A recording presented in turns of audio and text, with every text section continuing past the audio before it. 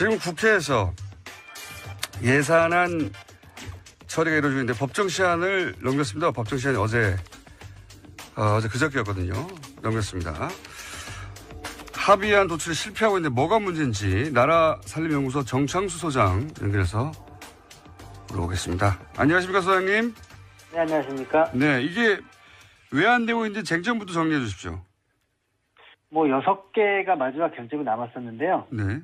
이제 4개는 사실은 좀 소소리로 넘어갔고 2개가 지금 중요합니다. 예. 일자리 안정자금하고 공무원 증원. 예. 이 2가지에서 크게 걸렸고요. 세금에서도 2개 걸려있긴 하지만 이 2개가 핵심이라고 볼 수 있습니다. 구체적으로는 이제 정부안이 공무원 숫자를 12,000명 증원해야 한다고 하는데, 그리고 여기서 한 1,500명 정도는 절충안을 제시했는데 자유한국당에서는 이거를 7,000명으로 줄이자. 이런 거죠. 네. 국민의당이 한 9,000명 정도 얘기는 하고 있습니다만, 네.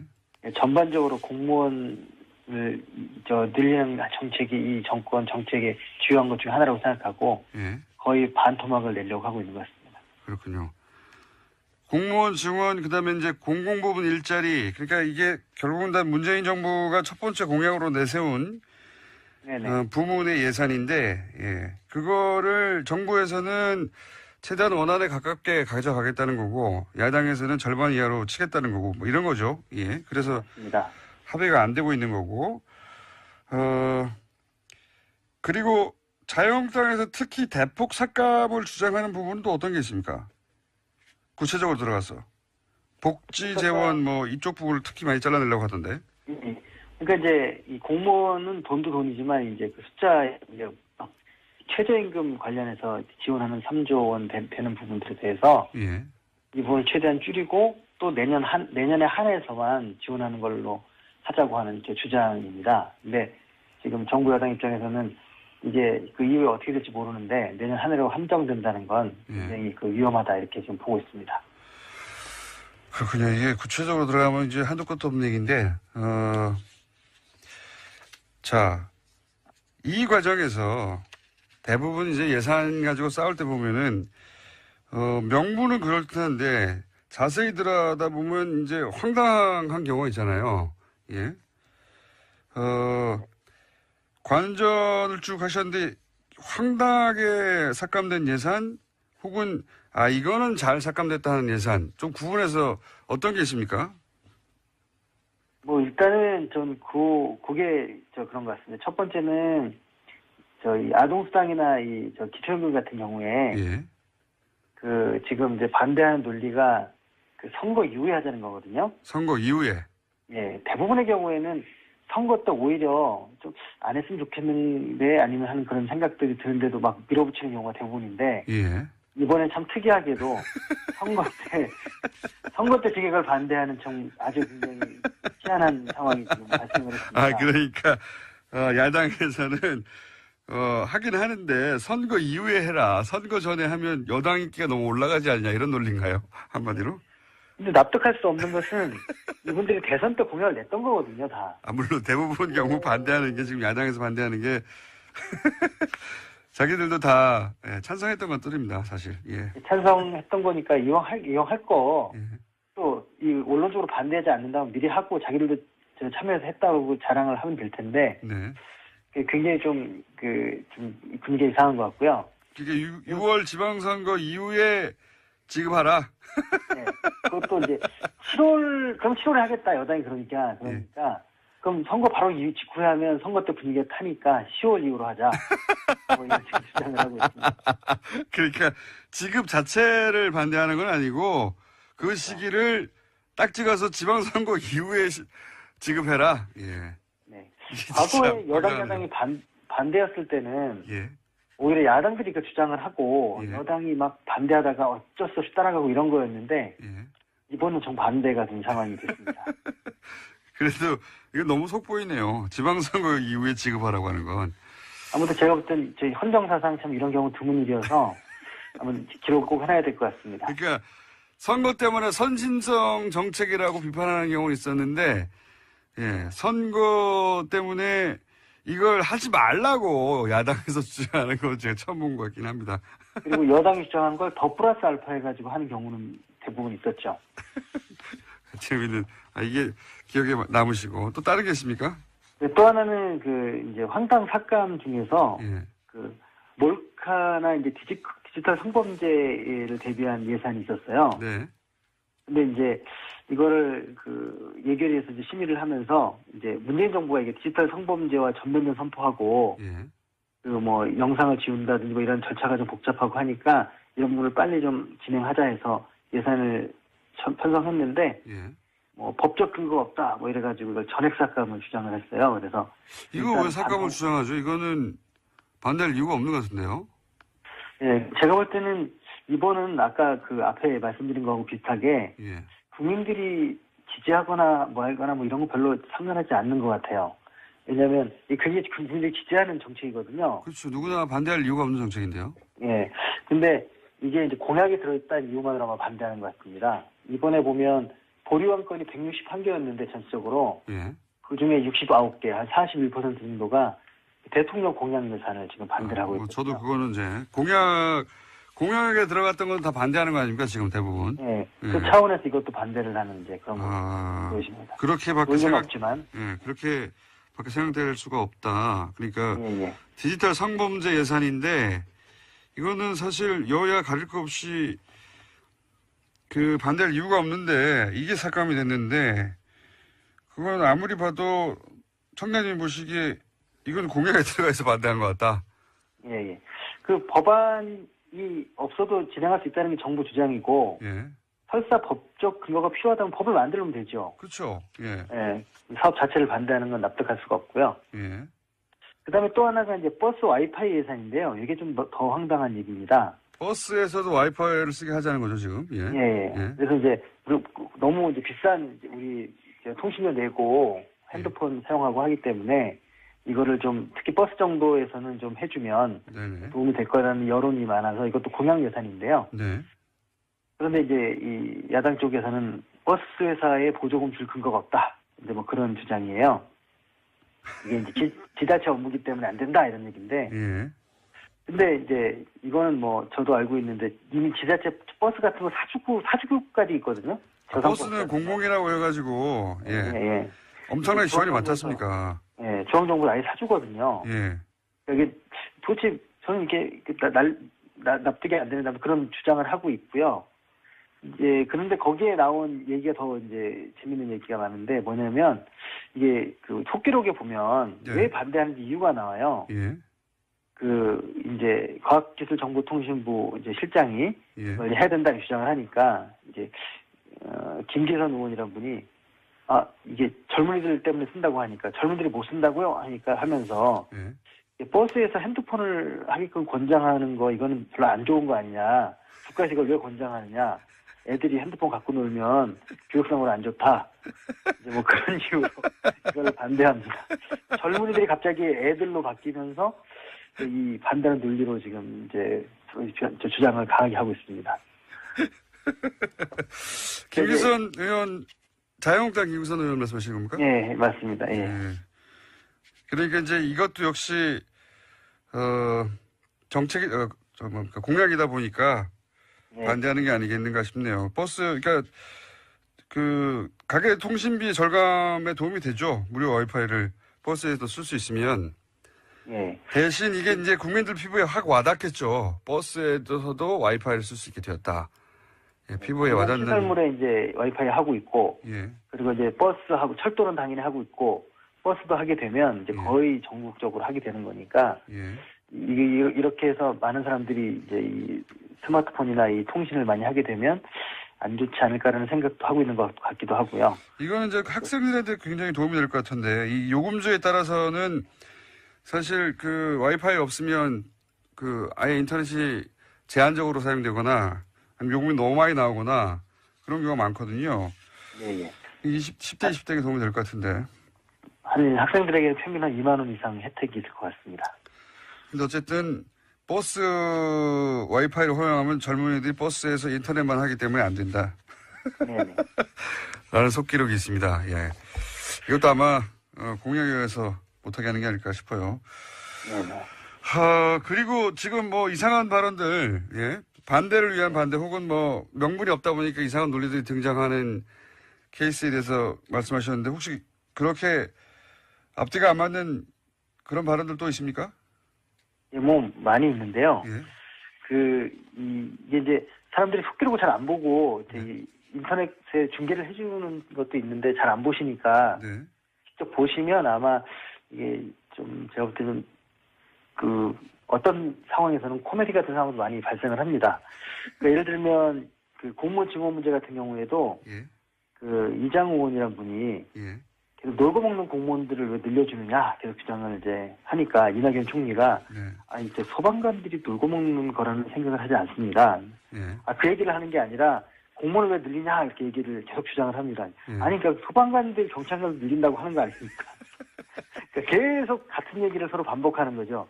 예. 국무총리는 소방관 경찰관이 꼭 필요한 존재니까 채용해야 한다는 거고 네. 이 사람들은 그 공무원을 늘리면 안 된다. 계속 같은 이야기를 반복을 하면서 굉장히 오랜 시간 동안 한 기록도 있습니다.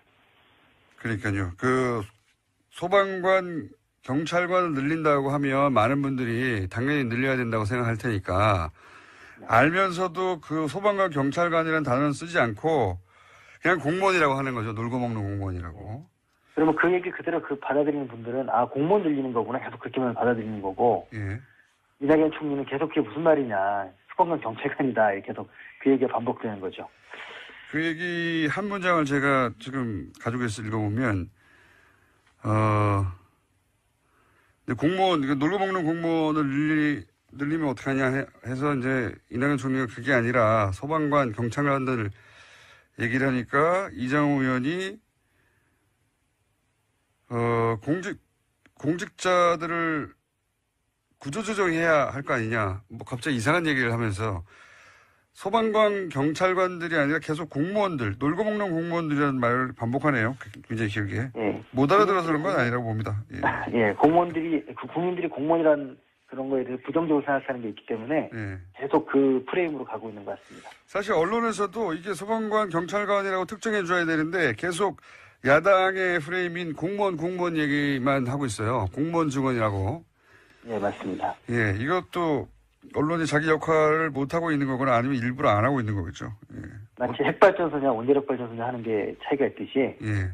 그런 차이가 있는 것 같습니다. 네, 그러니까 이게 이제 소방관 늘리자고 하면은 많은 분들이 찬성할 테니까 야당은 공무원이라는 단어를 사용하는데 언론도 그냥 공무원이라는 단어로 계속 보도하고 있고 또 다른 재미있는 이야기 있습니까? 예, 뭐 그 외에도 이 촛불 시민들의 이 여러 가지 의사를 반영해서 새로운 예산을 편성하고 했다 뭐 그런 얘기를 하니까 네. 그 촛불 시민들 안에 이제 태극기 시민들도 이제 개념을 좀 비슷하게 포함을 시켜가지고 예. 왜 태극기 국민들의 뜻을 반영하지 않느냐 하면 계속 그렇게 하시는 송석준 의원이라는 분이 계십니다. 태극기 국민들의 뜻을 반영하는 예산은 자기들이 제출하면 되잖아요. 예. 근데 태극기 국민들의 뜻을 반영하는 예산이라는 게 뭡니까?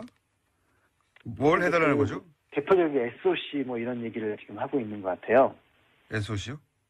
예, 토건. 예. 뭐 이런 것들이 이제. 태극기 국민들은 소위 이제 개발 사업을 많이 해야 한다고 요구한다 이런 이야기인가요? 예, 그런 얘기를 이제 억지로 좀 얘기하고 있는 것 같습니다. 그런 얘기는 태극기 들고 외치는 분들은 그런 얘기 한 거 들어본 적이 없는데. 그러니까 개발 사업을 더 해야 된다는 논리를 태극기 국민들의 뜻이라고 이제 얘기한 거군요. 계속 속기록에 보면 그렇게 반복적으로 등장을 합니다. 물론 그 태극기 드시는 분들이 토건 사업을 좋아하시는 성향이 많을 수는 있겠죠. 근데 그분의 주장은 아니라고 생각합니다. 그런 속성이 있는 분들이 있을 수 있겠지만 그분들이 태극기를 들고 토건 사업을 늘리라고 주장한 건 아니잖아요. 길바닥에서. 예. 알겠습니다. 이게 언제쯤 될까요? 지금 20여 년째 보고 계신데 이게 잘못하다가는 준 예산 편성 사태가 빚어질 수 있다. 언론들이 이렇게 전망하고 있는데 이게 준 예산 편성 사태라는 게 뭡니까 이게? 그 예산이 이제 통과가 안 되면 예? 신규 예산 같은 어떤 이제 새로 변화된 예산을 사용하지 못하고 예. 법적으로 보장된 예산만 쓰게 되는 거거든요. 이런 적이 있었나요, 과거에? 한 번도 없었습니다.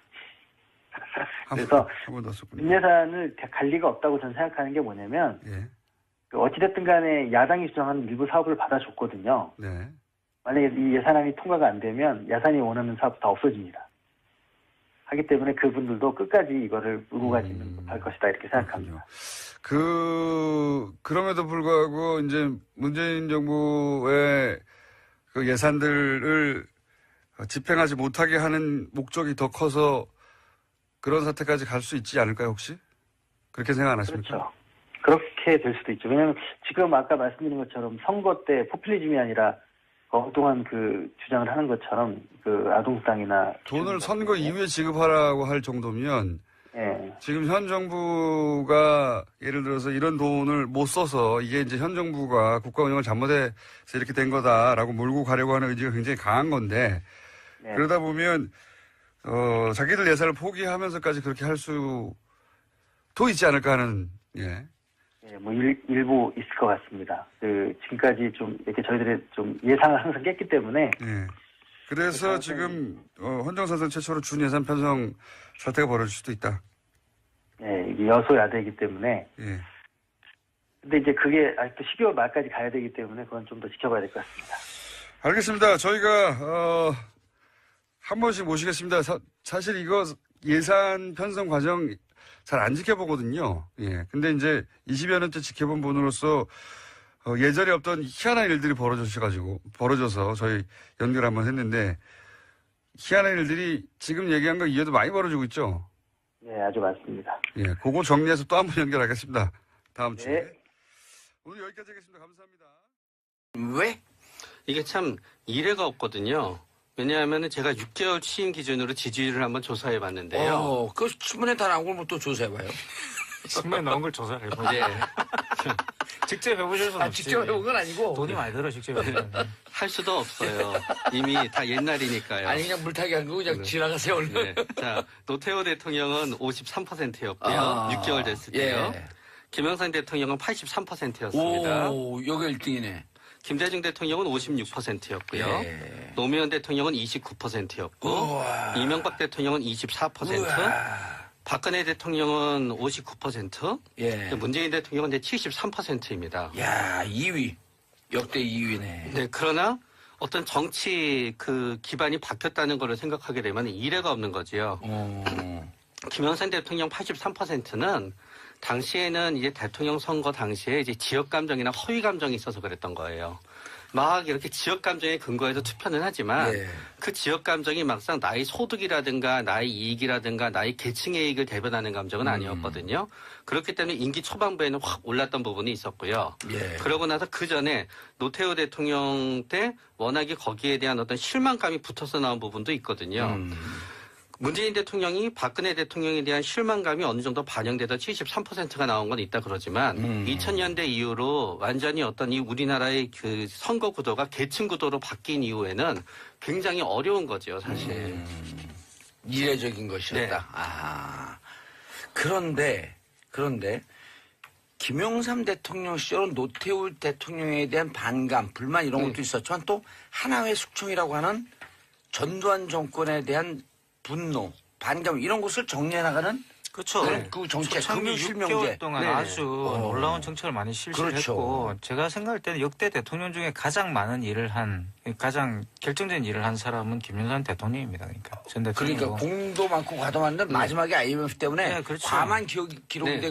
기억이 되고 있는데 초창기에는 어마어마한 일을 네. 해냈죠. 그리고 최초에 이제 민주 정권이었기 때문에 네. 그런 지지율을 기반으로 둔 그런 정책들을 많이 실시할 수 있었고 또 이분이 워낙 또 아마 최민희 원장님이 분석을 해주실 것 같은데 워낙 또 튀는 성격이잖아요. 그렇죠. 결정을 하면은 그냥 참모진도 잘 모르고 그냥 혼자 와가지고 그냥 기자들 앞에서 그냥 발표해버리고 이런 사람이잖아요. 대단한 또 그 이 집중력도 있어요. 그래서 그리고 또 이제 대중의 사랑을 받고 자란 그런 특이한 어떤 성격들 때문에 예. 대중의 지지율에 대한 굉장히 민감한 그런 반응들이 이 김영삼 전 대통령이 있었습니다. 그러다 보니까 상당히 그런 정책을 많이 하게 되죠. 가장 낮았던 분이 보니까 이명박 대통령의 6개월 때 24%. 그럴 때 이제 그 미국산 쇠고기 수입 개방. 그 원령.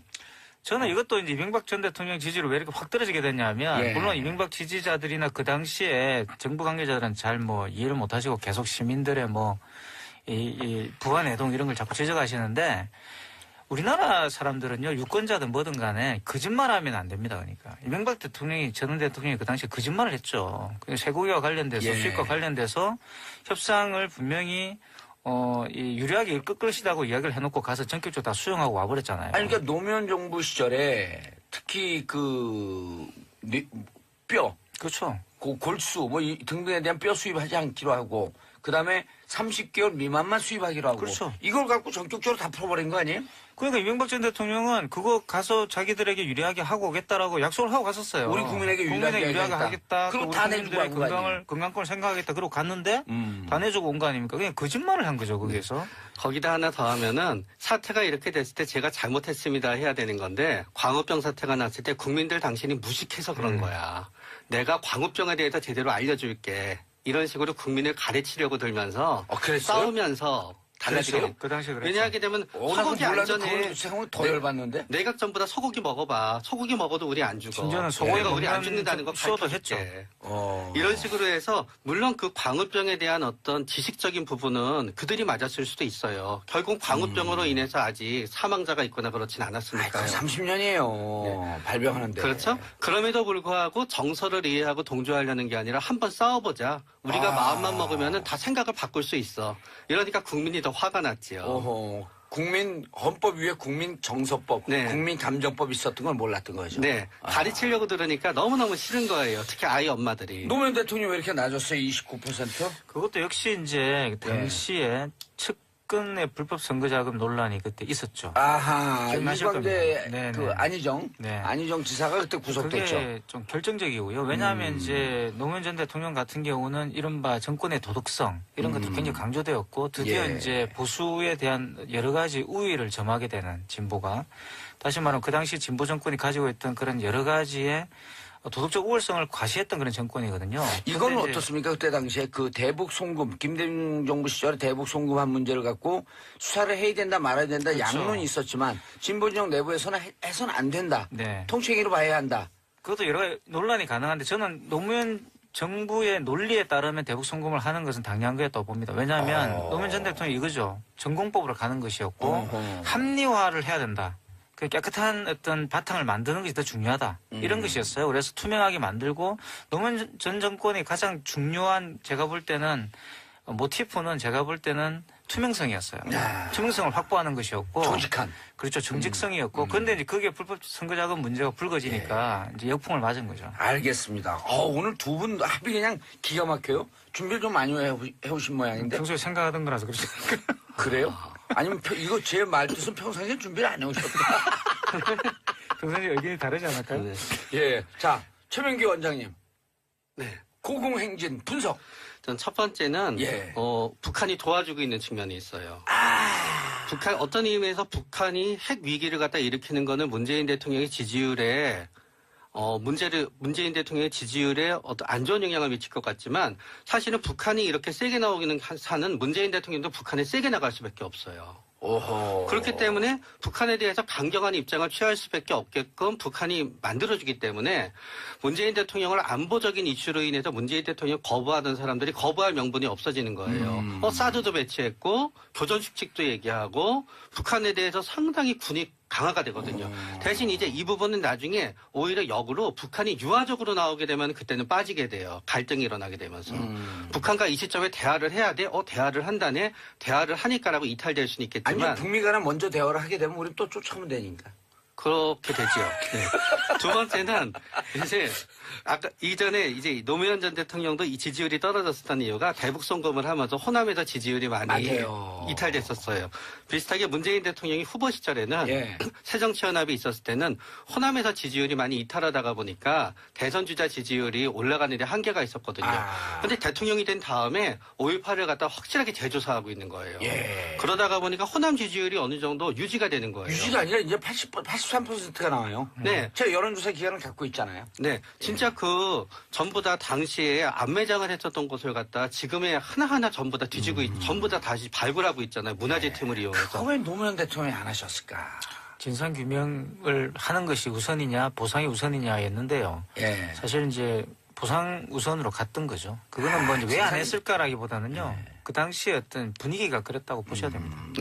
그러고 나서 김정숙 여사의 활약이 있어갖고 여성표를 갖다 사실은 문재인 대통령의 지지가 나오지 않는 곳에서 여성표의 지지를 갖다 얻어낼 수 있는 거예요. 여성표의 지지가 두 번째. 세 번째네, 그게 호남 지지율까지 끌어올리고. 근데 북한이 도와줬다라고 하는 것은 이제 안보에 대해서 분명히 입장을 만들었다라고 하는데 북한이 그럼 미국도 도와줬고 무기 많이 팔아먹었어요? 350억 달러? 또 아베도 도와갖고 집권 2개 들어가게 했어요? 북한이 다 도왔어요?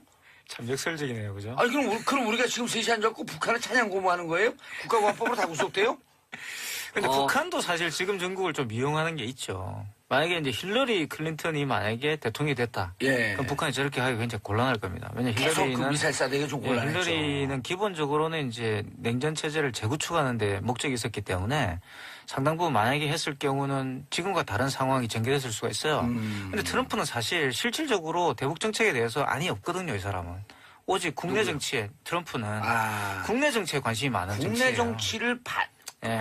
좀 이렇게 반올림하려고 그렇죠. 지금 쓰는 그리고 지지율은 또 바닥이고. 예. 이러니까 사실 어떻게 보면 뭐 샌드백인 거죠, 그러니까. 트럼프. 북한 김정수 여사 지지율이 문재인 대통령 지지율을 넘어서기도 해. 영부인 인기가 영향을 미쳤을까 했는데 제가 갖고 있는 여론조사 기관에 따르면 이게 실질적으로 많은 영향을 미쳤다고 하더라고요.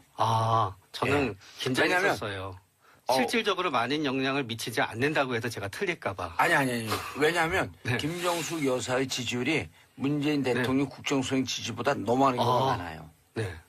왜냐하면은 이렇게 발로 뛰면서 열심히 일하는 탈권위적인 대통령 영부인이 처음인 거예요. 그랬나요? 네.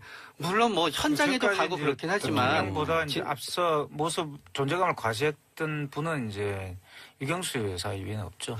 그러나 유경수 여사도 실질적으로 고무장갑 끼고 수해 현장에서 일을 하거나 그런 건 아니었었던 그분은 그런 분은 거잖아요. 아니었어요. 네. 그런 다음에 수현장에서 우리 집사람도 일 잘하는데. 만약에 조사님께서 대통령이 되신다고 가정하게 되면 예. 아내분의 덕을 크게 보실 거예요. 저는 무슨 자격이 없어요. 예언자의 자세로 저는 자격이 없어요. 근데 우리 집사람이 송지영이야, 이름이. 송지영 부인. 그건 또 무슨 소리야? 그치, 아니 영부인이니까. 본인이 영부인인데 그런 자격이 없다는 건 그 뭐 남편을 바꿔야 되나? 이건 뭐 이상한데? 이태강 교수 레이저 맞고 싶어요? 그래가지고 되게 그 다른 모습을 보였고 요번에 이제 설이 아니었죠. 추석 때 그 차례 그렇죠. 그런 모습도 그렇고 그러고 나도 의외로 그러면서도 옷을 입는다든가 그럴 때도 나름대로 이렇게 너무 튀지 않으면서 품위 있게 옷을 갖다 입고 그런 부분도 있고요. 또 굉장히 적극적인 부분이 있다가 보니까 우리가 기존에 생각했던 어떤 영부인의 권위적인 모습과 많이 다른 모습이 있다가 보니까 이 부분에 있어서는 문재인 대통령의 지지율이 나오지 않을 것 같은 곳에서도 영부인은 저래야 돼라는 게 굉장히 부유층부터 시작해서 굉장히 보수층까지 전부 다 골고루 나오고 있는 거예요. 근데 저는 이제 좋아 보이는 게 소탈한데 음식이나 뭐 이런 걸 만드는 거 보면 아마추어인데 전문가예요. 그렇죠. 그러니까 저 평상시에 무척 남편 내조도 잘하면서 아주 열심히 살았다라고 하는 것에 반증이거든요. 네. 그러면서 또 굉장히 사람을 갖다 좋아하는 분인 것처럼 전 느껴져요. 그렇기 때문에 누군가 문재인 대통령의 집에 가거나 방문하게 되면은 꼭 뭔가 밥을 얻어먹고 뭔가를 얻어먹고 뭐를 해서 나오게 되지 그냥 내보내는 법은 없으셨다 그러시더라고요. 얻어먹으면 김영란법 위반. 네. 해드리는 밥은 드셔도 되지 않나요? 그래요? 잘 모르겠다.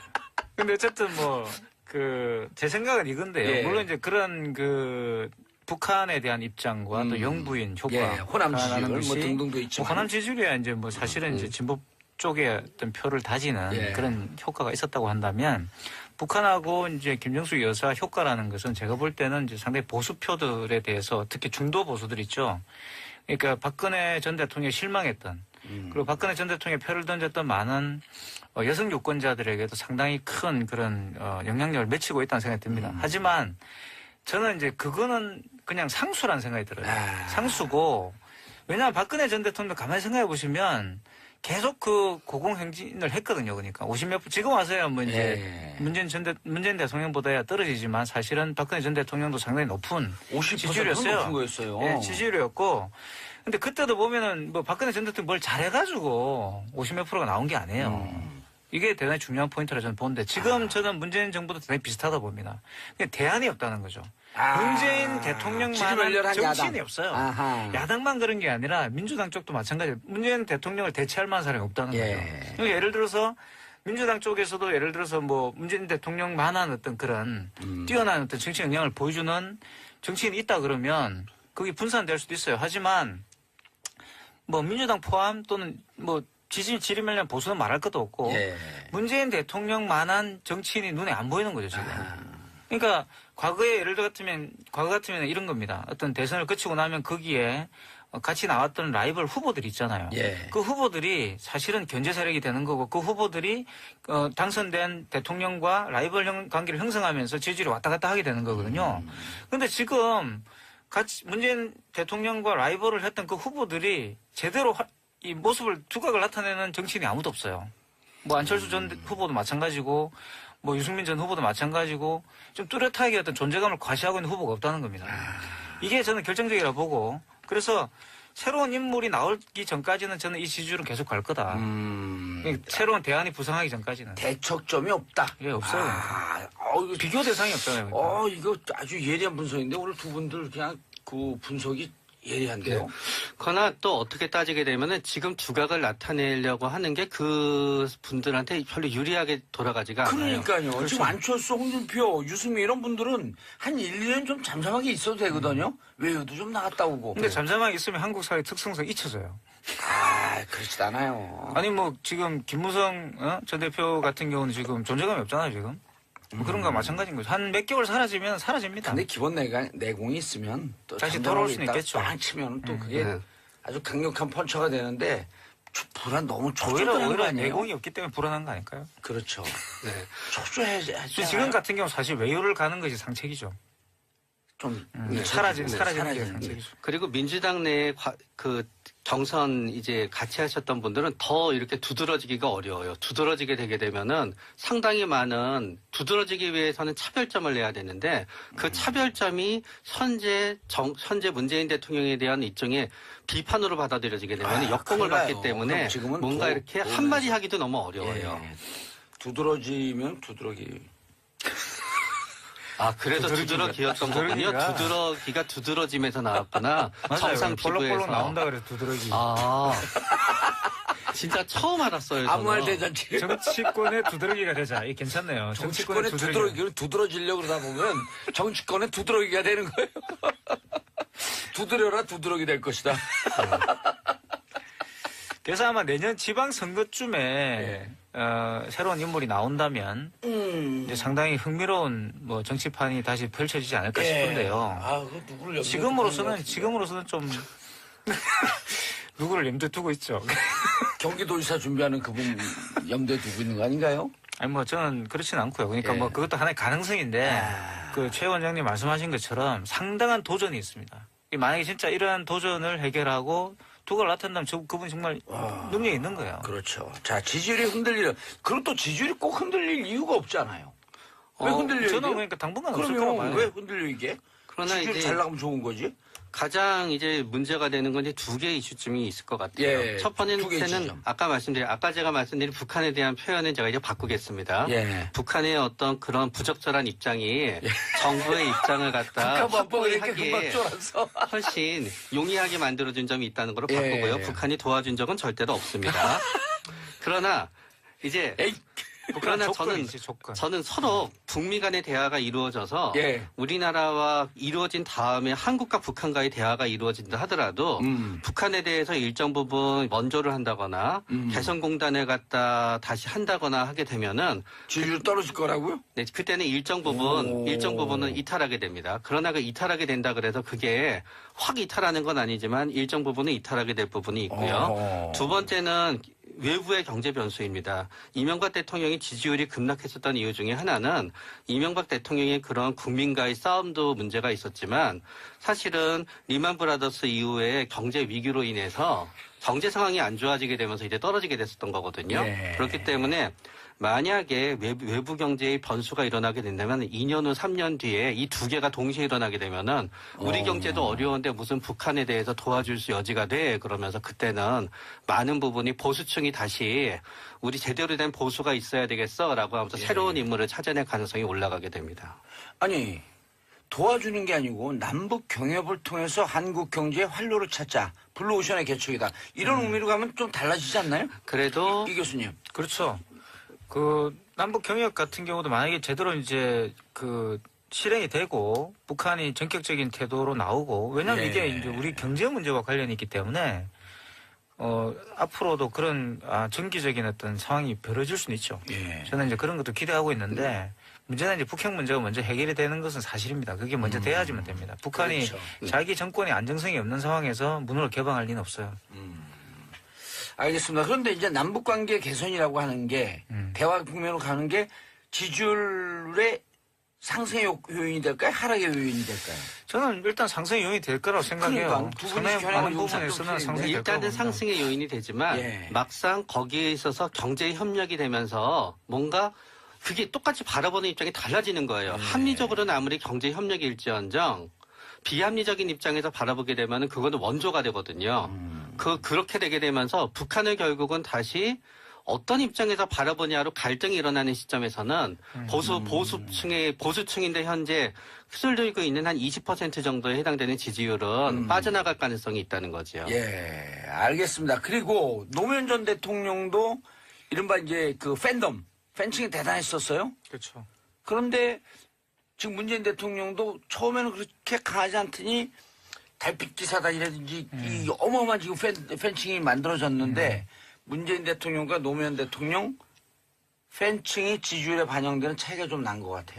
그러니까 노무현 대통령이 사후에는 비슷해졌습니다. 그런데 이제 노무현 대통령이 지지율이 낮아졌을 때는 노무현 대통령이 굉장히 그때 화내는 모습을 많이 보여줬어요. 본인의 입장에서 충분히 그렇죠. 화날 만한 일들이었지만 예. 계속 화내는 모습을 갖다 많이 보여주다가 보니까 노무현 대통령에 대해서 그다지 호의적이지 않았던 사람들이 그 화내는 모습 자체를 갖다 일종의 품격의 문제로 물고 늘어지면서 비난을 갖다 하기 시작한 거예요. 거기에 비해서 문재인 대통령은 노무현 대통령과 거의 비슷한 정책을 펼치고 있지만 거의 화내는 모습을 보여주지 않아요. 그렇기 때문에 너무 이렇게 화내는 모습이라든가 감정적인 모습이 많이 나타나게 되면은 국민의 피로도가 올라가게 되는 부분이 있는데 그 부분에 있어서 당시 노무현 대통령을 모시던 분들이 조금 더 굉장히 많이 열심히 노력을 했음에도 불구하고 뭔가 그런 점에 있어서 약간의 피로도를 줬었던 점이 반영이 되는 거고 나중에 예. 노무현 전 대통령이 사후에는 우리가 객관적으로 보게 되고 많은 부분을 갖다 기억하게 되면서는 예. 오히려 사후에는 그분의 업적이라든가 그분의 좋은 점을 기억하게 되면서 지지율이 역상승하게 되는 역주행을 하게 되는 예. 부분이 생기게 되는 거예요. 자, 이태강 교수님, 네. 박근혜 전 대통령 콘크리트 지지율 30%다. 마지막에 이제 5%까지 떨어졌지만 문재인 대통령의 콘크리트 지지율 절대 빠지지 않을 수 있는 지지율 몇 %? 저도 한 30%될 거라 봅니다. 그래요? 그러니까 보통 진보 너무 낮게 보수가 본 거 아니에요? 아니 콘크리트 지지율이 그렇죠. 무슨 일이 있더라도 예. 이제 문재인 대통령을 지지할 사람들이 예. 한 30% 되지 않을까 싶고요. 그게 이제 근데 이 최 원장님 말씀 제가 좀 덧붙이자면 예. 문재인 정부는 사실 이 팬층의 그런 지지도라든가 이런 걸 중심으로 해서 예. 지금 정책을 펼치고 있는 것 같지는 않아요. 여러 가지 면에서 보면 굉장히 골고루 정책을 펼치고 있고 그런 면에서 상당히 이제 뚝심 있는 그런 행정을 보여줬기 때문에 예. 지지율이 유지되고 있는 것이지. 이 과거처럼 이렇게 팬층 중심의 그런 그 지지율이라고 생각하지는 않습니다. 그럼 둘 중에 하나 찍어보세요. 51.8%가 하한선일까? 콘크리트 지지율까? 아니면 41.6%가 콘크리트 지지율일까? 둘 중에. 41.6% 정도 되겠죠. 여기는요? 저도 40% 내외는 41. 아니 정확하게 둘 중에 51.8이냐 41.6이냐? 콘크리트라고 하려고 그러면 낮을수록 더 확률상 유리하죠. 41.6. 제가 두 개를 한 거는요. 5.18 정신의 반영이냐 4.16 참사를 잘 수습한 것의 반영이냐 이걸 물어본 거예요.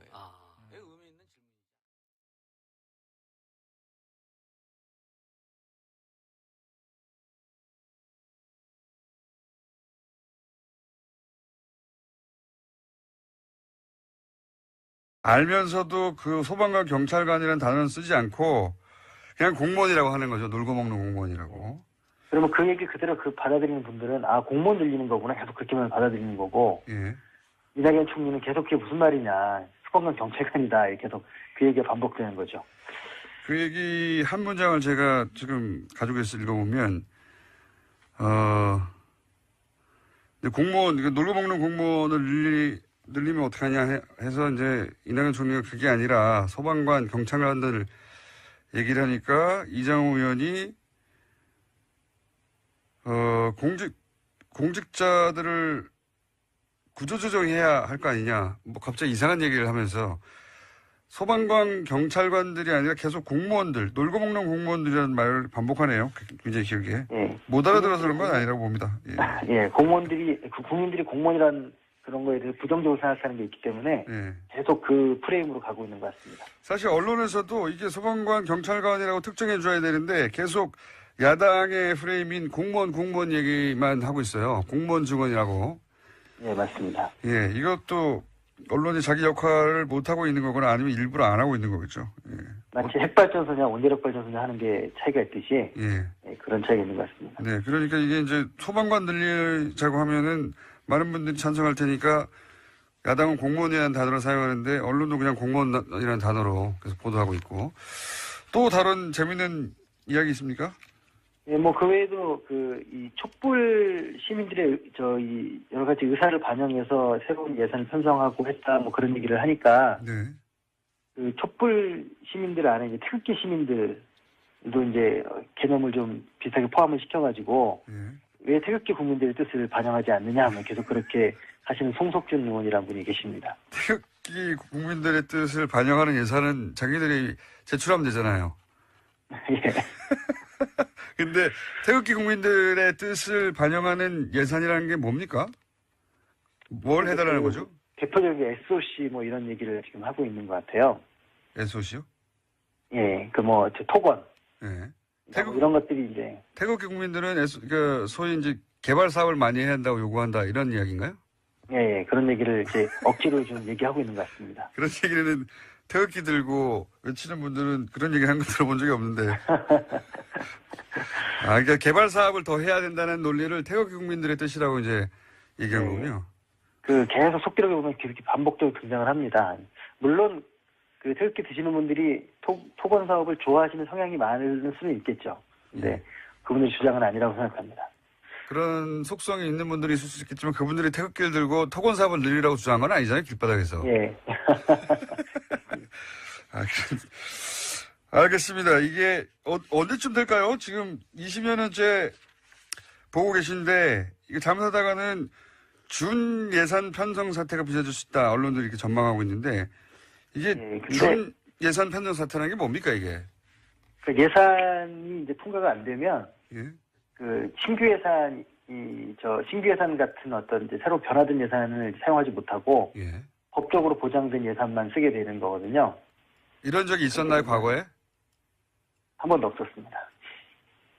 그래서 한 번도 없었군요. 준 예산을 갈 리가 없다고 저는 생각하는 게 뭐냐면 예. 어찌됐든 간에 야당이 주장하는 일부 사업을 받아줬거든요. 네. 만약에 이 예산안이 통과가 안 되면 야산이 원하는 사업 했던 것들입니다, 사실. 예. 찬성했던 거니까 이왕할 거 예. 또 이 원론적으로 반대하지 않는다면 미리 하고 자기들도 참여해서 했다고 자랑을 하면 될 텐데 네. 굉장히 좀 분위기가 이상한 것 같고요. 이게 6월 지방선거 이후에 지급하라. 네. 그것도 이제 7월에 하겠다 여당이 그러니까 그럼 선거 바로 직후에 하면 선거 때 분위기가 타니까 10월 이후로 하자. 뭐 이런 식으로 주장을 하고 있습니다.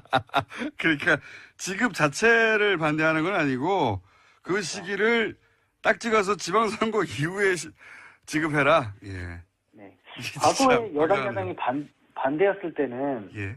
오히려 야당들이 그 주장을 하고 예. 여당이 막 반대하다가 어쩔 수 없이 따라가고 이런 거였는데 예. 이번은 정반대가 된 상황이 됐습니다. 그래도 이거 너무 속보이네요. 지방선거 이후에 지급하라고 하는 건. 아무튼 제가 볼 땐 저희 헌정사상 참 이런 경우 드문 일이어서 한번 기록을 꼭 해놔야 될 것 같습니다. 그러니까 선거 때문에 선진성 정책이라고 비판하는 경우는 있었는데, 예, 선거 때문에 이걸 하지 말라고 야당에서 주장하는 거 제가 처음 본 것 같긴 합니다. 그리고 여당이 주장한 걸 더 플러스 알파 해가지고 하는 경우는 대부분 있었죠. 재미있는, 이게 기억에 남으시고. 또 다른 게 있습니까?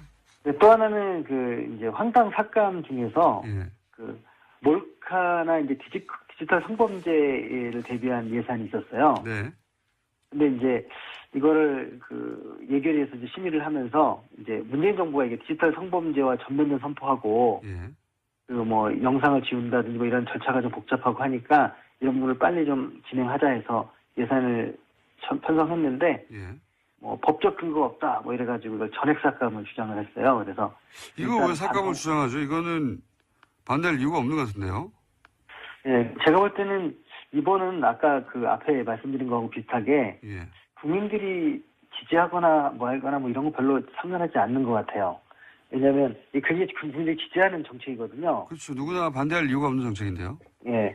근데 이게 이제 공약에 들어있다는 이유만으로 아마 반대하는 것 같습니다. 이번에 보면 보류한 건이 161개였는데 전체적으로 예. 그 중에 69개, 한 41% 정도가 대통령 공약 예산을 지금 반대를 하고 있거든요. 저도 그거는 이제 공약에 들어갔던 건 다 반대하는 거 아닙니까 지금 대부분. 예. 예. 그 차원에서 이것도 반대를 하는 이제 그런 것입니다. 그렇게밖에 논리는 없지만.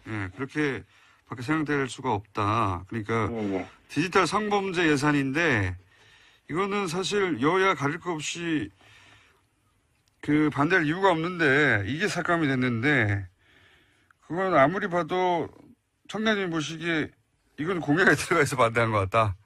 예. 그 법안이 없어도 진행할 수 있다는 게 정부 주장이고 예. 설사 법적 근거가 필요하다면 법을 만들면 되죠. 그렇죠. 예. 예. 사업 자체를 반대하는 건 납득할 수가 없고요. 예. 그다음에 또 하나가 이제 버스 와이파이 예산인데요. 이게 좀 더 황당한 얘기입니다. 버스에서도 와이파이를 쓰게 하자는 거죠 지금. 예. 예. 그래서 이제 너무 이제 비싼 우리 통신료 내고 핸드폰 사용하고 하기 때문에 이거를 좀 특히 버스 정도에서는 좀 해주면 네네. 도움이 될 거라는 여론이 많아서 이것도 공약 예산인데요. 네. 그런데 이제 이 야당 쪽에서는 버스 회사에 보조금 줄 근거가 없다. 이제 그런 주장이에요. 이게 이제 지자체 업무기 때문에 안 된다 이런 얘기인데. 예. 근데 이제 이거는 저도 알고 있는데 이미 지자체 버스 같은 거 사주고 다 없어집니다. 하기 때문에 그분들도 끝까지 이거를 끌고 가지는 못할 것이다 이렇게 생각합니다. 그럼에도 불구하고 이제 문재인 정부의 그 예산들을 집행하지 못하게 하는 목적이 더 커서 그런 사태까지 갈 수 있지 않을까요, 혹시? 그렇게 생각 안 하십니까? 그렇죠. 그렇게 될 수도 있죠. 왜냐하면 지금 아까 말씀드린 것처럼 선거 때 포퓰리즘이 아니라 엉뚱한 주장을 하는 것처럼 아동수당이나 돈을 선거 이후에 지급하라고 할 정도면 예. 지금 현 정부가 예를 들어서 이런 돈을 못 써서 이게 이제 현 정부가 국가 운영을 잘못해서 이렇게 된 거다라고 몰고 가려고 하는 의지가 굉장히 강한 건데 네. 그러다 보면 자기들 예산을 포기하면서까지 그렇게 할 수도 있지 않을까 하는 예. 예, 일부 있을 것 같습니다. 지금까지 좀 이렇게 저희들이 좀 예상을 항상 깼기 때문에. 예. 그래서 지금 헌정사상 최초로 준예산 편성 사태가 벌어질 수도 있다. 예, 이게 여소야대이기 때문에. 예. 근데 이제 그게 아직도 12월 말까지 가야 되기 때문에 그건 좀 더 지켜봐야 될 것 같습니다. 알겠습니다. 저희가 한 번씩 모시겠습니다. 사실 이거 예산 편성 과정 잘 안 지켜보거든요. 예. 근데 이제 20여 년째 지켜본 분으로서 예전에 없던 희한한 일들이 벌어져서 저희 연결 한번 했는데 희한한 일들이 지금 얘기한 거 이외에도 많이 벌어지고 있죠. 네, 아주 많습니다. 예. 그거 정리해서 또 한 번 연결하겠습니다. 다음 주에. 네. 오늘 여기까지 하겠습니다. 감사합니다. 왜? 이게 참 이례가 없거든요. 왜냐하면 제가 6개월 취임 기준으로 지지율을 한번 조사해 봤는데요. 그 신문에 다 나온 걸 또 조사해봐요. 신문에 나온 걸 조사를 해보죠. 네. 직접 해보실 수는 없지. 직접 해본 건 아니고. 돈이 많이 들어 직접 해보면. 할 수도 없어요. 이미 다 옛날이니까요. 아니, 그냥 물타기 한 거 그냥 지나가세요, 얼른. 네. 자, 노태우 대통령은 53%였고요. 6개월 됐을 때요. 예. 김영삼 대통령은 83%였습니다. 오, 여기 1등이네. 김대중 대통령은 56%였고요. 예. 노무현 대통령은 29%였고, 우와. 이명박 대통령은 24%, 우와. 박근혜 대통령은 59%, 예. 문재인 대통령은 이제 73%입니다. 야, 2위. 역대 2위네. 네, 그러나 어떤 정치 그 기반이 바뀌었다는 것을 생각하게 되면 이례가 없는 거지요. 김영삼 대통령 83%는 당시에는 이제 대통령 선거 당시에 이제 지역 감정이나 허위 감정이 있어서 그랬던 거예요. 막 이렇게 지역 감정에 근거해서 투표는 하지만 예. 그 지역 감정이 막상 나의 소득이라든가 나의 이익이라든가 나의 계층의 이익을 대변하는 감정은 아니었거든요. 그렇기 때문에 임기 초반부에는 확 올랐던 부분이 있었고요. 예. 그러고 나서 그 전에 노태우 대통령 때 워낙에 거기에 대한 어떤 실망감이 붙어서 나온 부분도 있거든요. 문재인 대통령이 박근혜 대통령에 대한 실망감이 어느 정도 반영돼서 73%가 나온 건 있다 그러지만 2000년대 이후로 완전히 어떤 이 우리나라의 그 선거 구도가 계층 구도로 바뀐 이후에는 굉장히 어려운 거죠, 사실. 이례적인 것이었다. 네. 아. 그런데 김영삼 대통령 시절은 노태우 대통령에 대한 반감, 불만 이런 것도 있었지만 또 하나의 숙청이라고 하는 전두환 정권에 대한 분노, 반감 이런 것을 정리해 나가는 그렇죠. 그 정책, 초창기 금융 6개월 실명제. 동안 네. 아주 놀라운 정책을 많이 실시했고 그렇죠. 제가 생각할 때는 역대 대통령 중에 가장 많은 일을 한 가장 결정적인 일을 한 사람은 김영삼 대통령입니다. 그러니까 전 대통령. 그러니까 공도 많고 과도 지금 국회에서 예산안 처리가 이루어지고 있는데 법정 시한을 넘겼습니다. 법정 시한이 어제 그저께였거든요. 넘겼습니다. 합의안 도출에 실패하고 있는데 뭐가 문제인지 나라살림연구소 정창수 소장 연결해서 물어보겠습니다. 안녕하십니까, 소장님? 네, 안녕하십니까? 네, 이게 왜 안 되고 있는지 쟁점부터 정리해 주십시오. 뭐 6개가 마지막 결정이 남았었는데요. 네. 이제 뭐 4개는 사실은 뭐 좀 소소리로 넘어갔고 2개가 지금 중요합니다. 예. 일자리 안정자금하고 공무원 증원 예. 이 2가지에서 크게 걸렸고요. 세금에서도 2개 걸려 있긴 하지만 이 2개가 핵심이라고 볼 수 있습니다. 구체적으로는 이제 그 정부안이 공무원 숫자를 12,000명 증원해야 한다고 하는데 그리고 여기서 한 1,500명 정도는 절충안을 제시했는데 자유한국당에서는 이거를 7,000명으로 줄이자 뭐 이런 거죠. 네. 뭐 국민의당이 한 9,000명 정도 얘기는 하고 있습니다만 네. 전반적으로 공무원을 늘리는 정책이 이 정권 정책의 주요한 것 중에 하나라고 생각하고 예. 거의 반토막을 내려고 하고 있는 것 같습니다. 그렇군요. 공무원 증원 그다음에 이제 공공부문 일자리 그러니까 이게 결국은 다 문재인 정부가 첫 번째 공약으로 내세운 네네. 부문의 예산인데 예. 그거를 정부에서는 최대한 원안에 가깝게 가져가겠다는 거고 야당에서는 절반 이하로 치겠다는 거고 뭐 이런 거죠. 예. 그래서 맞습니다. 합의가 안 되고 있는 거고 그리고 자유한국당에서 특히 대폭 삭감을 주장하는 부분도 어떤 게 있습니까? 구체적으로 들어가서 복지 재원 뭐 이쪽 부분을 특히 많이 잘라내려고 하던데. 그러니까 이제 이 공무원은 돈도 돈이지만 이제 그 숫자 이제 최저임금 관련해서 지원하는 3조 원 되는 부분들에 대해서 예. 이 부분을 최대한 줄이고 또 내년에 한해서만 지원하는 걸로 하자고 하는 제 주장입니다. 근데 지금 정부 여당 입장에서는 이제 그 이후에 어떻게 될지 모르는데 내년 한 해로 한정된다는 건 굉장히 위험하다 이렇게 지금 보고 있습니다. 그렇군요. 이게 구체적으로 들어가면 이제 한도 끝도 없는 얘기인데, 자, 이 과정에서 대부분 이제 예산 가지고 싸울 때 보면은, 명분은 그럴듯한데 자세히 들여다보면 이제 황당한 경우가 있잖아요. 예. 관전을 쭉 하셨는데 황당하게 삭감된 예산 혹은 이거는 잘 삭감됐다는 예산 좀 구분해서 어떤 게 있습니까? 뭐 일단은 전 그게 그런 것 같습니다. 첫 번째는 이 아동수당이나 기초연금 같은 경우에 예. 그 지금 이제 반대하는 논리가 그 선거 이후에 하자는 거거든요. 선거 이후에. 예, 대부분의 경우에는 선거 때 오히려 좀 안 했으면 좋겠는데 아니면 하는 그런 생각들이 드는데도 막 밀어붙이는 경우가 대부분인데 예. 이번엔 참 특이하게도 선거 때 증액을 반대하는 아주 굉장히 희한한 상황이 지금 발생을 했습니다. 그러니까 야당에서는 하긴 하는데 선거 이후에 해라. 선거 전에 하면 여당 인기가 너무 올라가지 않냐 이런 논리인가요? 한마디로? 근데 납득할 수 없는 것은 이분들이 대선 때 공약을 냈던 거거든요, 다. 물론 대부분 경우 반대하는 게 지금 야당에서 반대하는 게 자기들도 다 찬성했. 사주국까지 있거든요. 버스는 공공이라고 해가지고 예. 엄청나게 지원이 많지 중앙정부에서. 않습니까? 예, 중앙정부가 아예 사주거든요. 예. 이게 도대체 저는 이게 납득이 안 되는 그런 주장을 하고 있고요. 이제 그런데 거기에 나온 얘기가 더 이제 재밌는 얘기가 많은데 뭐냐면 이게 그 속기록에 보면 네. 왜 반대하는지 이유가 나와요. 예. 그 이제 과학기술정보통신부 이제 실장이 예. 그걸 해야 된다는 주장을 하니까 이제 김계선 의원이란 분이 이게 젊은이들 때문에 쓴다고 하니까 젊은이들이 못 쓴다고요 하니까 하면서 예. 버스에서 핸드폰을 하게끔 권장하는 거 이거는 별로 안 좋은 거 아니냐. 국가에서 이걸 왜 권장하느냐. 애들이 핸드폰 갖고 놀면 교육상으로 안 좋다. 이제 뭐 그런 이유로 이걸 반대합니다. 젊은이들이 갑자기 애들로 바뀌면서 이 반대하는 논리로 지금 이제 주장을 강하게 하고 있습니다. 김기선 의원, 자유한국당 김기선 의원 말씀하시는 겁니까? 예, 맞습니다. 예. 그러니까 이제 이것도 역시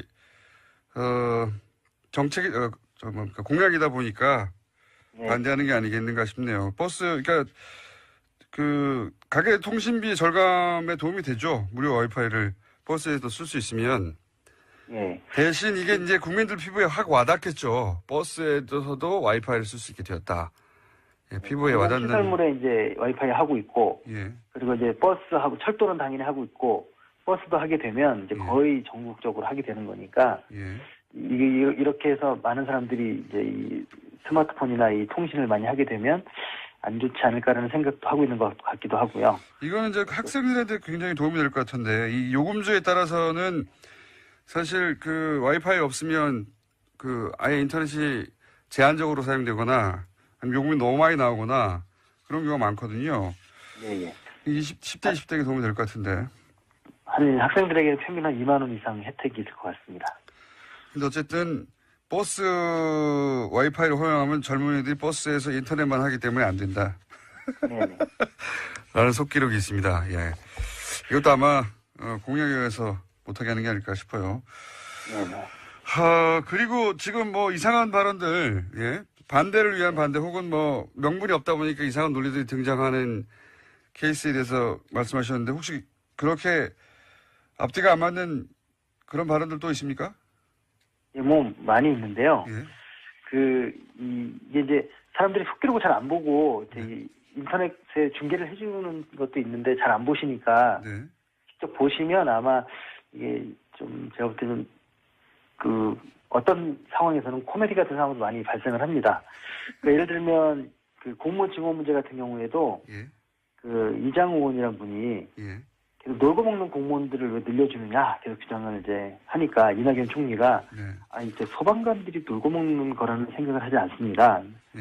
그 얘기를 하는 게 아니라 공무원을 왜 늘리냐 이렇게 얘기를 계속 주장을 합니다. 예. 아니 그러니까 소방관들 경찰관을 늘린다고 하는 거 아닙니까? 그러니까 계속 같은 얘기를 서로 반복하는 거죠. 예. 국무총리는 소방관 경찰관이 꼭 필요한 존재니까 채용해야 한다는 거고 네. 이 사람들은 그 공무원을 늘리면 안 된다. 계속 같은 이야기를 반복을 하면서 굉장히 오랜 시간 동안 그 기록도 있습니다. 그러니까요. 그 소방관, 경찰관을 늘린다고 하면 많은 분들이 당연히 늘려야 된다고 생각할 테니까